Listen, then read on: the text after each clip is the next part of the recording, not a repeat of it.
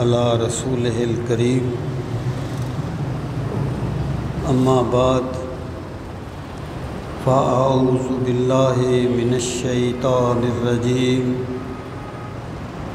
بسم اللہ الرحمن الرحیم وَإِذْ قَالَ لَهُ رَبُّهُ أَسْلِمْ قَالَ أَسْلَمْتُ لِرَبِّ الْعَالَمِينَ صدق اللہ مولانا العظیم وبلغنا رسولہ النبی الکریم الامین ونحن علی ذالک لمن الشاہدین والشاکرین والحمد للہ رب العالمین رب اشرح لی صدری ویسر لی امری واحلل عقدۃ من لسانی یفقہوا قولی اللہم ارنا الحق حقا وارزقنا اتباعہ وارنا الباطل باطلا وارزقنا اجتنابہ اللہم ارنا الاشیاء کما ہی ان اللہ وملائکتہ یصلون علی النبی یا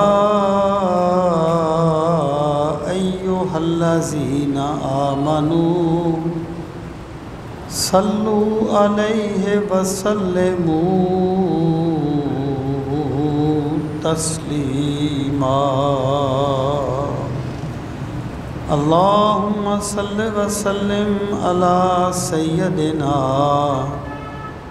ومولانا محمد وعلى آل وأصحاب سيدنا ومولانا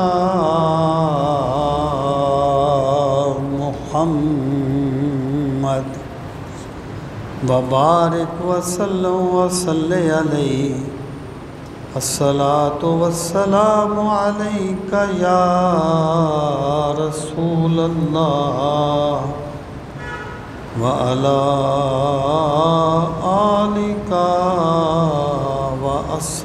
وأصحابك يا حبيب الله الصلاة والسلام عليك يا شفيع المذنبين وعلى آلك وأصحابك يا رحمة للعالمين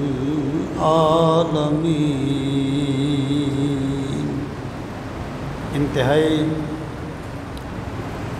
عزت و احترام کے لائق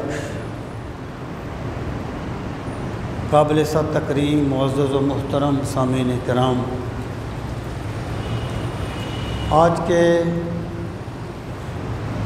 اس جمعۃ المبارک کے بابرکت موقع پر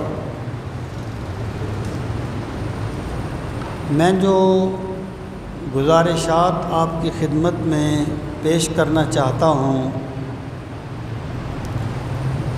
ان کا عنوان یہ ہے کہ اطاعت الہی کا دائرہ کار کیا ہے، یا اللہ تعالیٰ کی بندگی اور اللہ تعالیٰ کی اطاعت کے مراحل کیا ہیں۔ اس کی وجہ یہ ہے کہ ہماری سب سے بڑی دولت جو اللہ نے ہمیں عطا فرمائی اور سب سے بڑا کرم جو اللہ تعالیٰ نے ہم پر فرمایا وہ یہ ہے کہ اللہ تعالیٰ نے ہمیں مسلمان بنایا ہے، رسول کریم صلی اللہ تعالیٰ علیہ وآلہ وسلم کا امتی بنایا ہے۔ یہ اسلام جو ہے یہ اس کی حقیقت کیا ہے اور اس کا پھر انسان کی عملی زندگی کے ساتھ کیا تعلق ہے۔ ایک چیز آپ ہمیں اچھی طرح ذہن نشین کر لینی چاہیے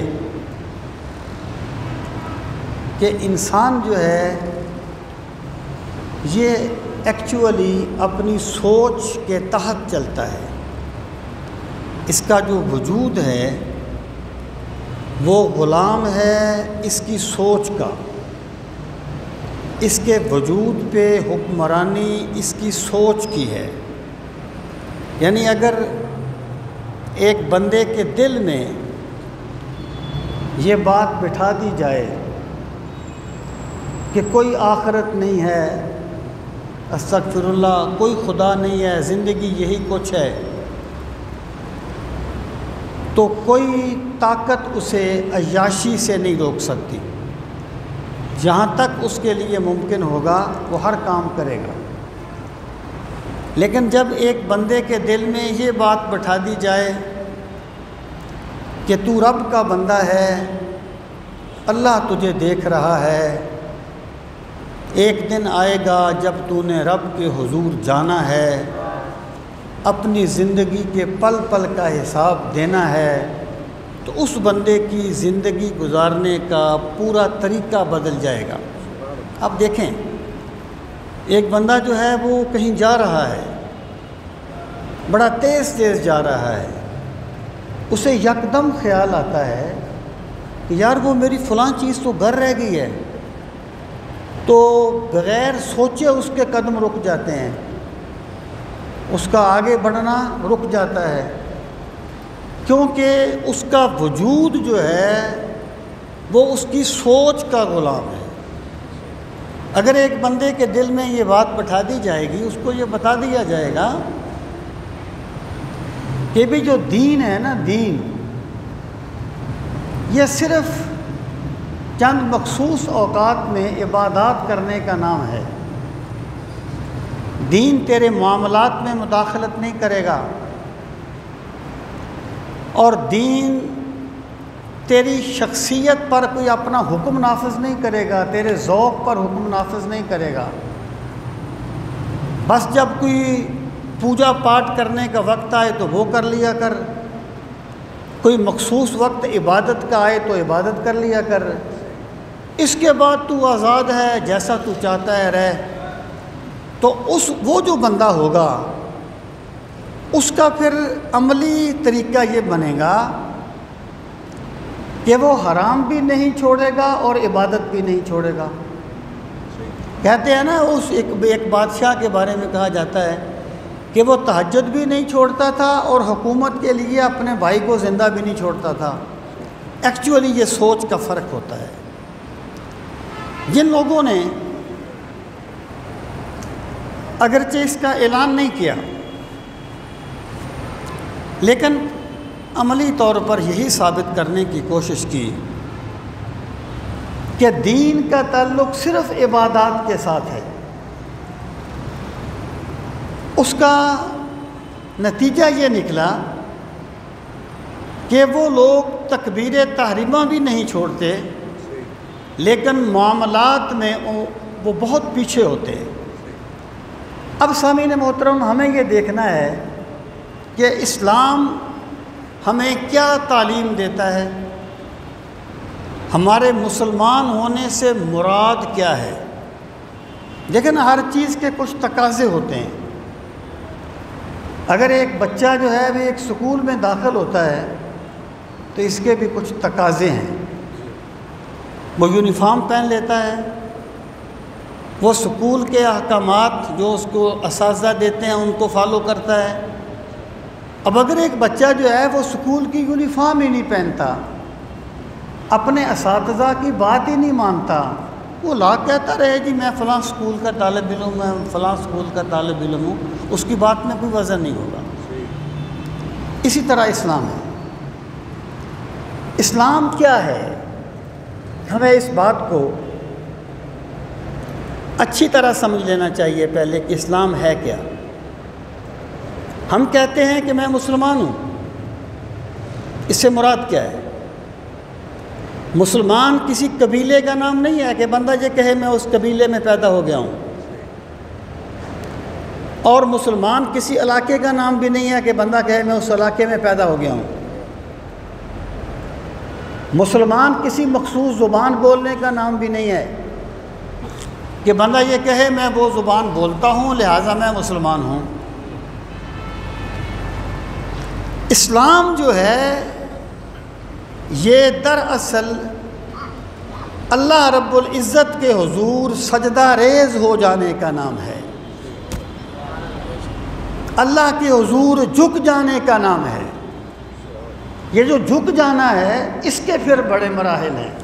اب دیکھیں، پہلے ذرا یہ سمجھ لیں، ہمیں یہ سمجھ لینا چاہیے کہ یہ لوگ کہتے ہیں نا کہ جی ہم تو مومن ہیں جی، وہ فلانے مسلمان ہیں، یعنی وہ جو کہنا چاہتے ہیں کہ شاید جو ایمان ہے یہ حقیقی لوگ ہیں اور اسلام جو ہے یہ کوئی استغفر اللہ ظاہری قسم کی باتوں کا نام ہے۔ ایسی بات نہیں ہے۔ یاد رکھنا کہ الاسلام والایمان شیء واحد، اسلام اور ایمان ایک ہی چیز کے دو نام ہیں۔ دیکھیں نا، فرض کریں ایک بندے کا نام ہے حافظ محمد اکرم، آپ نے اسے حافظ صاحب کہہ کے بلا لیا یا اکرم صاحب کہہ کے بلا لیا، بات ایک ہی ہے، یہ صرف تعبیر کا فرق ہے۔ فَأَخْرَجْنَا فِيهَا مَنْ كَانَ مِنَ الْمُؤْمِنِينَ فَمَا وَجَدْنَا فِيهَا غَيْرَ بَيْتٍ مِنَ الْمُسْلِمِينَ، کہ ہم نے بہت لیٹ تو ہمیں بھی یاد آیا کہ ہم نے وہاں سے جتنے بھی مومنوں کے گھر تھے ان کو نکال لیا۔ فَأَخْرَجْنَا فِيهَا مَنْ كَانَ مِنَ فَمَا وَجَدْنَا فِيهَا غَيْرَ بَيْتٍ مِنَ الْمُسْلِمِينَ، ہمیں وہاں مسلمانوں کے ایک گھر کے سوا دوسرا گھر نہیں ملا۔ اسی گھر کو مومنوں کا گھر کہا گیا، اسی کو مسلمانوں کا گھر کہا گیا۔ مطلب کیا ہے؟ اسلام اور ایمان ایک چیز ہے۔ جو لوگ یہ کہتے ہیں کہ جی نہیں اسلام تو استغفر اللہ کوئی ظاہری چیز کا نام ہے، سیدنا ابراہیم علیہ الصلاۃ والسلام اور حضرت اسماعیل علیہ الصلاۃ والسلام جب انہوں نے خانہ کعبہ کو کی تعمیر مکمل کر لی، اور یوں کہیے کہ مزدور نے مزدوری اپنی محنت پوری کر لی اور اپنے رب کا کرم مانگنے لگا، تو دعا مانگی ربنا وجعلنا مسلمین لک، پروردگار عالم ہمیں بنا دے اپنی بارگاہ میں مسلمان ہونے والا۔ اگر اسلام جو ظاہری چیزوں کا نام ہوتا تو حضرت ابراہیم پھر مسلمین نہ کہتے، مومنین کہتے۔ وَأْتُونِي مسلمین، حضرت سلمان کہتے ہیں بلقیس سے میرے پاس مسلمان ہو کے آ جا۔ اس کا مطلب کیا ہوا کہ اسلام جو ہے نا، اسلام یہ کسی ظاہری چیز کا نام نہیں ہے، بلکہ اسلام اور ایمان ایک ہی چیز ہیں۔ آپ کہیں گے حدیث جبریل میں یہ کہا گیا، جب جبریل امین آئے انسانی شکل میں، انہوں نے کچھ سوال کیے۔ پہلا سوال یہ کیا کہ اسلام کیا ہے؟ تو رسول کریم علیہ الصلاۃ والسلام نے فرمایا کہ اسلام یہ ہے تو اللہ تعالیٰ کو مانے اور مجھے اللہ کا رسول مانے، نماز پڑھے، روزہ رکھے، حج کرے، زکوٰۃ دے۔ پھر جبریل نے کہا ایمان کیا ہے؟ آپ نے فرمایا ایمان یہ ہے تو اللہ پر ایمان لا، فرشتوں پر، اللہ کے رسول پر ایمان لا، فرشتوں پر ایمان لا، اس کی کتابوں پر، آخرت پر۔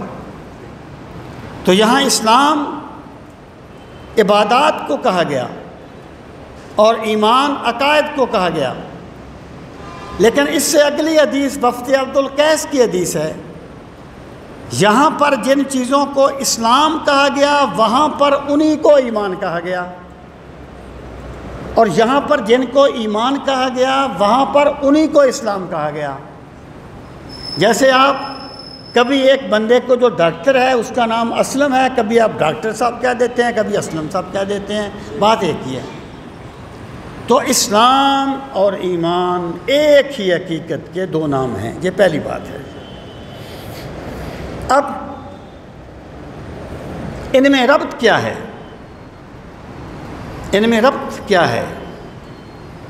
آپ یوں کہ سمجھیے کہ ایمان جو ہے نا، ایمان وہ دل سے شروع ہوتا ہے اور ظاہر تک جاتا ہے۔ ایمان دل سے شروع ہوتا ہے اور ظاہر تک جاتا ہے، اور اسلام جو ہے وہ ظاہر سے شروع ہوتا ہے اور دل تک جاتا ہے۔ مثلا ایمان دل سے شروع ہوتا ہے، آپ نے مان لیا کہ اللہ ہے، فرشتے ہیں، آخرت ہے۔ اب اس کا نتیجہ کیا ہوگا کہ جب آپ نے اللہ کو مان لیا تو آپ اللہ کے سامنے جھکیں گے، یعنی اسلام جو دل، ایمان جو دل میں تھا وہ ظاہر تک آ گیا۔ اور اسلام کیا ہے؟ اللہ کے سامنے جھکنا، یہ ظاہر سے شروع ہوتا ہے اور دل تک آتا ہے۔ کیسے؟ ایک بندے کے دل میں تو اللہ تعالیٰ کی وحدانیت کا اقرار نہیں ہے، وہ دل سے تو آخرت کو نہیں مانتا، وہ دل سے تو فرشتوں کو نہیں مانتا، لیکن نماز کی عبارت ویسے ہی یاد کر لیتا ہے جیسے مسلمانوں کو یاد ہے، اور اسی طرح پڑھتا ہے جیسے مسلمان پڑھتے ہیں۔ تو بتائیے کیا اس کے اس عمل کو نماز کہا جائے گا؟ نہیں کہا جائے گا، کیونکہ دل میں ایمان ہوگا تو نماز نماز ہوگی، دل میں ایمان ہوگا تو نماز ہوگی، ایمان نہیں ہوگا تو نماز نماز نہیں ہوگی۔ تو اسلام اور ایمان کا یہ تعلق ہے کہ اسلام ظاہر سے شروع ہو کے باطن تک جاتا ہے، اور ایمان باطن سے شروع ہو کے ظاہر تک جاتا ہے۔ یہ ایک ہی حقیقت کی دو تعبیریں ہیں، ان میں کوئی اختلاف نہیں ہے۔ پہلی بات۔ اب آ جائیں، ایمان کیا ہے؟ ایمان کا مطلب ہے مان لینا، مان لینا۔ اب ایک اس کا لفظی مطلب ہے، کسی چیز کو مان لینا۔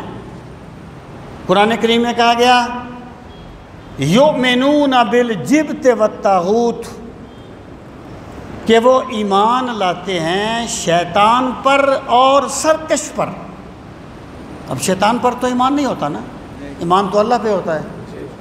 مطلب کیا ہے؟ وہ شیطان کی باتوں کو مان لیتے ہیں، یہ اس کا لفظی مطلب ہے۔ پھر میں اس کا انطباق کرتا ہوں، شریعت میں اسلام کیا ہے، ایمان کیا ہے؟ ایمان کی تعریف یہ ہے شریعت میں، تصدیق الرسول بِكُلِّ مَا عُلِمَ مَجِيئُهُ بِالضَّرُورَةِ تصدیقاً جازماً مطلقا۔ تصدیق کسے کہتے ہیں؟ تصدیق کہتے ہیں ان کان اذعانا للنسبۃ فهو تصدیق، جب بندے کو کسی چیز کے بارے میں اتنا پختہ یقین ہو جائے کہ وہاں شک کی گنجائش نہ رہے، تو یقین کے اس درجے کو تصدیق کہا جاتا ہے۔ اور ایمان تصدیق کا نام ہے، تصدیق الرسول کا نام ہے۔ مطلب کیا ہے کہ رسول کریم صلی اللہ تعالیٰ علیہ وآلہ وسلم نے ہمیں جو کچھ بتایا، جس چیز کی خبر دی، جس چیز کے بارے میں آگاہ کیا، ہماری آنکھوں نے اس کو نہیں دیکھا، ہمارے کانوں نے اس کو نہیں سنا، ہماری سوچ نے اس کو نہیں سمجھا، لیکن ہم اپنے کان پیچھے کر دیں، اپنی بصارتیں پیچھے کر دیں، اپنی عقلیں پیچھے کر دیں، اور جو کچھ سرکار نے فرمایا اس پہ آخری حد تک یقین کر لیں، اس کو ایمان کہا جائے گا۔ ایمان تصدیق الرسول کا نام ہے۔ سامعین محترم، اب آپ دیکھیں کہ جو ایمان ہوتا ہے نا، اللہ تعالیٰ کی ذات کو ماننا، یہ سارے کا سارا پیغمبر کے بیہاف پہ ہوتا ہے۔ ہم نے اللہ کو نہیں دیکھا، ہم نے فرشتوں کو نہیں دیکھا، ہم نے آخرت کو نہیں دیکھا، ہم نے جبریل کو وحی لاتے نہیں دیکھا۔ جب ایمان پھیلتا ہے تو پوری زندگی پر محیط ہو جاتا ہے، اور جب سمٹتا ہے تو مصطفیٰ کریم کی ذات بن جاتی ہے۔ کائنات حسن جب پھیلی تو لامحدود تھی، اور جب سمٹی تو تیری ذات بن کے رہ گئی۔ سامعین محترم، تو ایمان کیا ہے؟ رسول کریم صلی اللہ تعالیٰ علیہ وآلہ وسلم کی باتوں پر آخری حد تک یقین کر لینا، جس میں کوئی شک کی گنجائش نہ ہو۔ اب دیکھیں، بندہ کس کو مانتا ہے؟ بندہ اس کو مانتا ہے جس کو وہ دیکھتا ہے، جس کو وہ محسوس کرتا ہے۔ آپ نے ایک چیز کو دیکھ لیا کہ یہ دیوار ہے، اس کو ماننا ایمان نہیں ہے۔ آپ نے ہوا کو محسوس کر لیا، جہاں ہوا موجود ہے، اس کو ماننا ایمان نہیں ہے۔ جو چیز آپ کی عقل میں آ گئی کہ 2 اور 2 4 ہوتے ہیں، اس کو ماننا ایمان نہیں ہے۔ اللہ کے نبی صلی اللہ علیہ وسلم نے ہمیں بتایا کہ اللہ کی ذات ہر جگہ موجود ہے، ہر جگہ اللہ تعالیٰ کی ذات موجود ہے۔ اللہ کے نبی نے ہمیں بتایا تمہارے کاندھوں پر 2 فرشتے بیٹھے ہیں، ما یلفظ من قول الا لدیہ رقیب عتید۔ جب تم ایک لفظ بولتے ہو وہ لکھ لیتے ہیں، اور ایک دن آئے گا جب تمہارا نامہ اعمال تمہارے سامنے کھول دیا جائے گا، اور تمہیں کہا جائے گا اقرا کتابک، آج پڑھ لے اپنے نامہ اعمال کو۔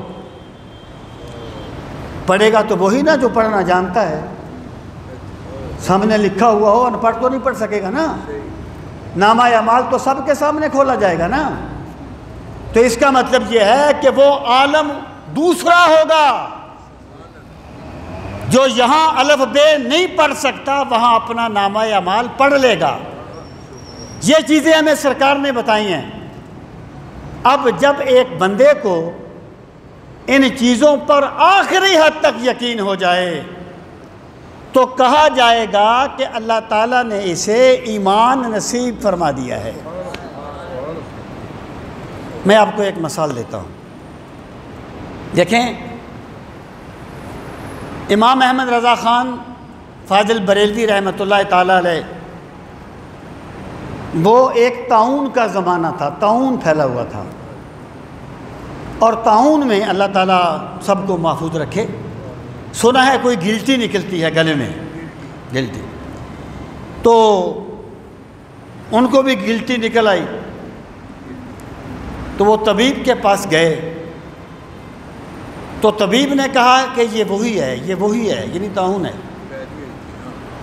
آپ نے اشارہ کیا کہ نہیں، مجھے طاعون نہیں ہو سکتا، مجھے طاعون نہیں ہو سکتا۔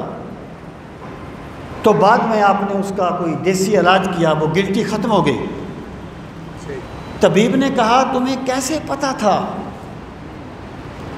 کہ مجھے طاعون نہیں ہو سکتا؟ آپ نے فرمایا میرے پاک نبی علیہ الصلوۃ والسلام نے فرمایا صلی اللہ علیہ وسلم، جو بندہ کسی مریض کو دیکھے اور پھر یہ دعا پڑھے کہ اس اللہ سبحان اللہ اس اللہ تعالیٰ کی ذات پاک ہے، آفانی مما ابتلاک بہ، الحمدللہ الذی آفانی مما ابتلاک بہ وفضلنی علی کثیر ممن خلق تفضیلا، اس اللہ کی حمد ہے جس نے مجھے عافیت دی اس مرض سے، اور اللہ نے مجھے بہت سی چیزوں پر فضیلت عطا فرمائی۔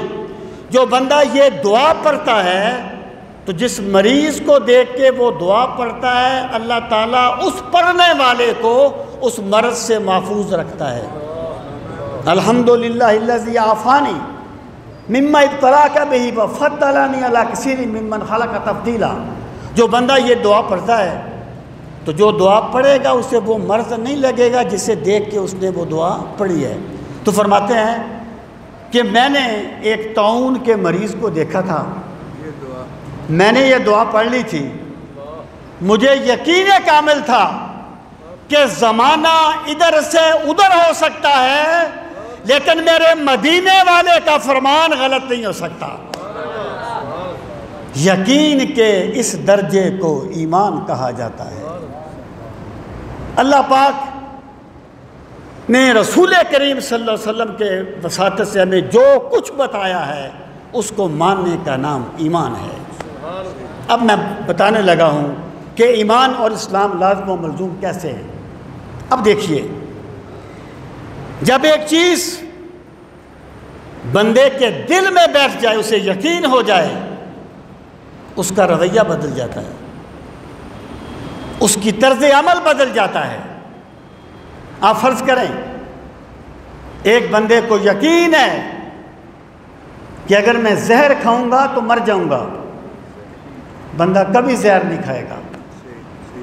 امام غزالی کہتے ہیں کہ بندے تو ویسے تو بڑے بڑے دعوے کرتا ہے کہ میں اللہ کا بندہ ہوں، میں اللہ کی ہر بات کو مانتا ہوں، فرماتے ہیں لیکن حق یہ ہے کہ تو ایک یہودی بچے کی بات تو مان لیتا ہے، اللہ اور اللہ کے رسول کی بات نہیں مانتا۔ تو کہے گا کیسے؟ تو میں کہوں گا کہ تو 3 دن سے بھوکا ہو، تیرے پاس ایک کھانا آئے اور تو کھانے لگے اور طبیب کہے اس کو نہ کھانا، اس میں زہر ملا ہوا ہے، تو نہیں کھائے گا، لیکن تیرا رب کہتا ہے میری نافرمانی نہ کرنا، برباد ہو جائے گا۔ تو یہودی بچے کے کہنے پہ وہ کھانا نہیں کھاتا لیکن اپنے رب کی نافرمانی سے باز نہیں آتا۔ تو جب بندے کے دل میں ایک بات دیکھے نا، ایک بندہ ہے، میں پہلے بھی مثال دیا کرتا ہوں، وہ سگریٹ نوشی بہت کرتا ہے، جب اس کو ڈاکٹر یہ کہہ دے کہ اس کو چھوڑ دے ورنہ تیری تباہی ہو جائے گی، تو بندہ آخری سٹیج پر بھی ہو تو اس کو چھوڑ دیتا ہے، کیونکہ اسے یقین ہے کہ ڈاکٹر کی بات میں صداقت ہے۔ میں یہ عرض کرنا چاہتا ہوں کہ جب ایک بندے میں ایمان آ جائے تو پھر ایمان کوئی خفیہ چیز نہیں رہتی، یعنی بندے کے ظاہر اور باطن میں ایک ربط ہے، اس کا ظاہر اس کے باطن کا عکاس ہے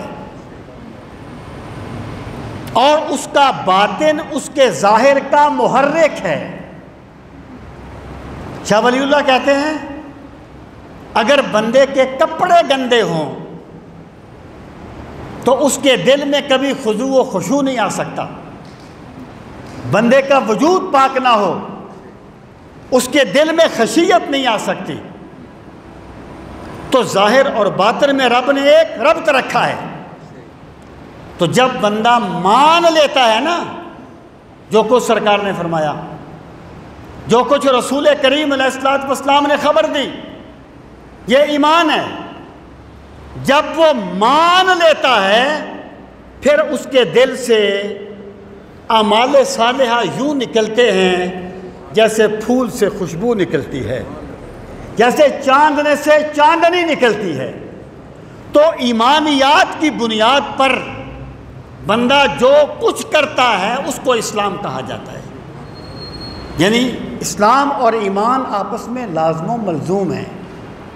یہ ہو نہیں سکتا کہ سورج ہو اور دن موجود نہ ہو،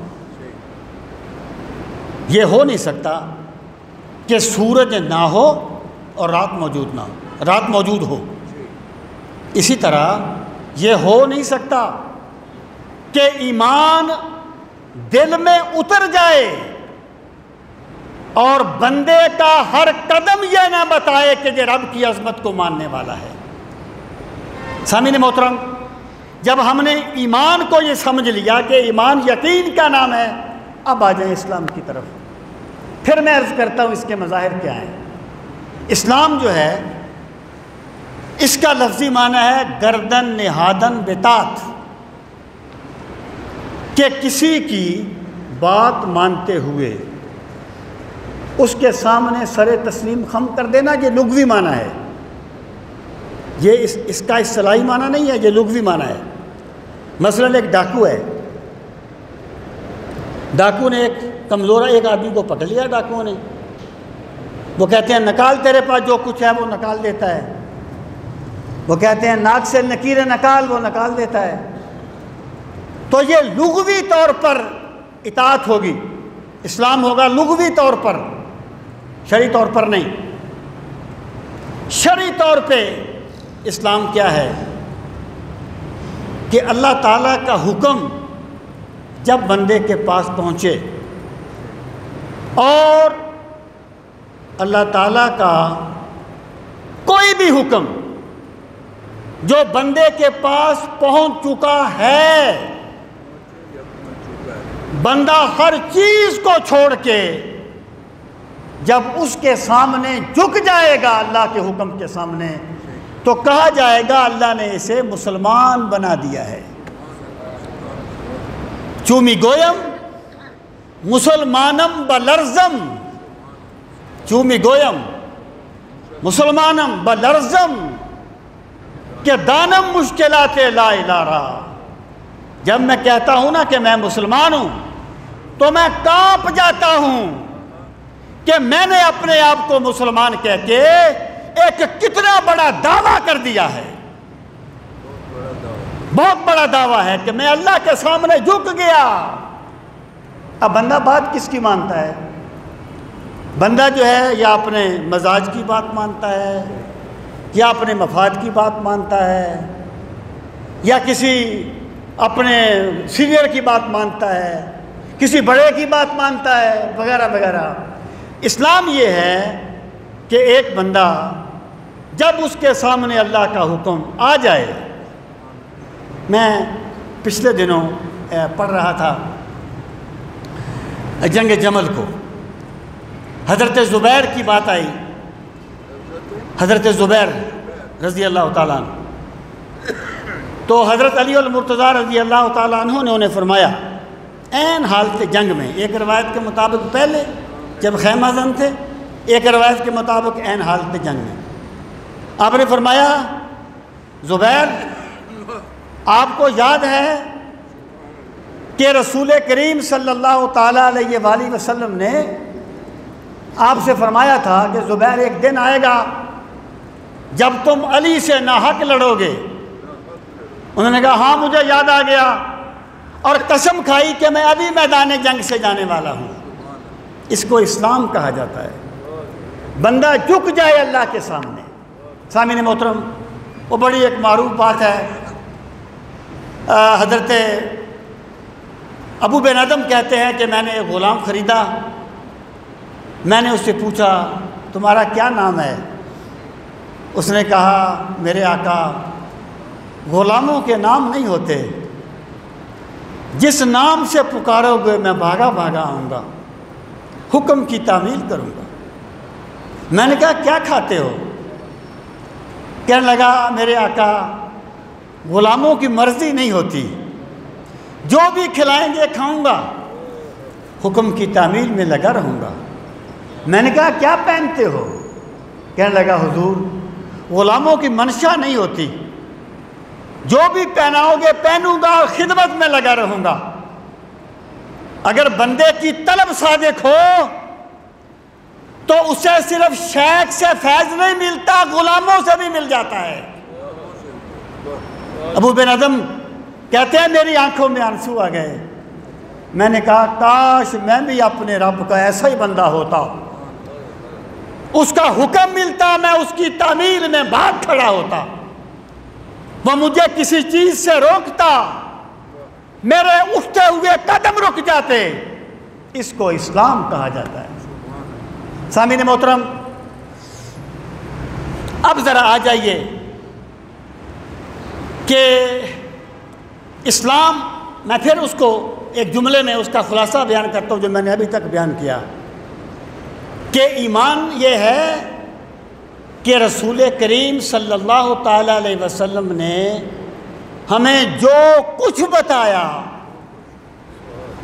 ہمیں اس پر اپنی آنکھوں دیکھی چیز سے بڑھ کر یقین ہو۔ وہ مجھے ایک بات یاد آ رہی ہے حضرت ابو محمد مالکی رحمۃ اللہ تعالیٰ علیہ کی۔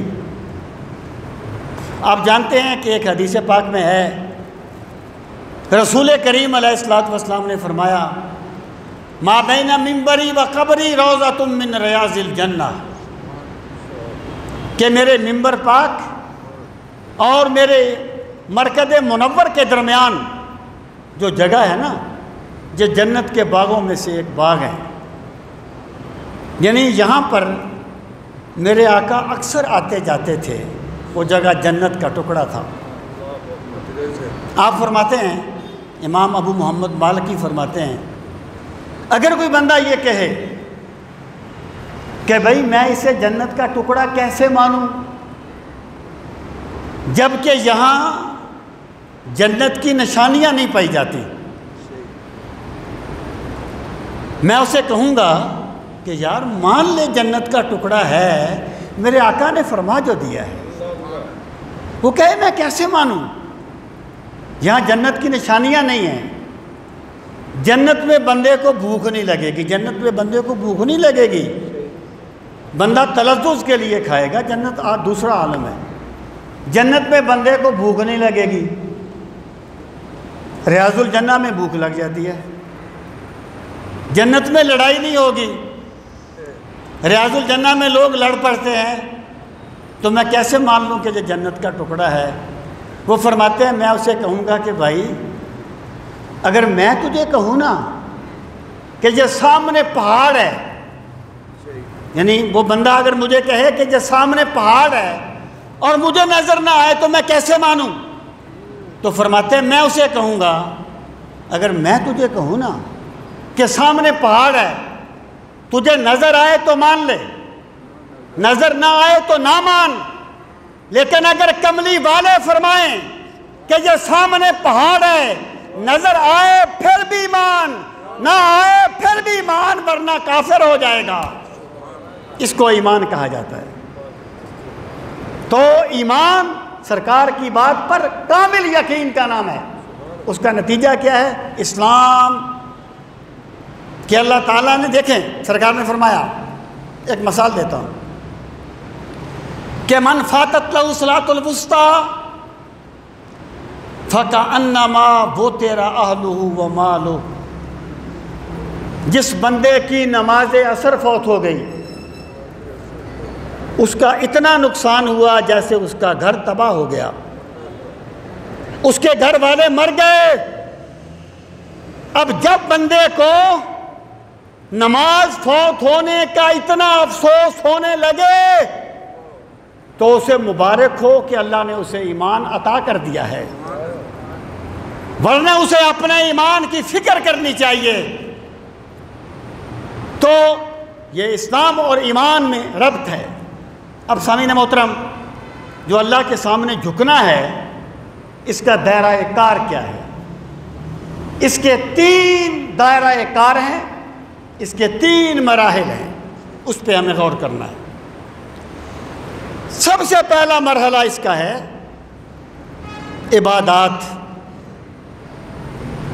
یہ جو اسلام کا نظام عبادات ہے، یہ کوئی رسم نہیں ہے، یہ کسی کھمبے کو سیلوٹ کرنے والی بات نہیں ہے۔ میرے رب نے کسی چیز کو پانے کا ایک راستہ بنایا ہے،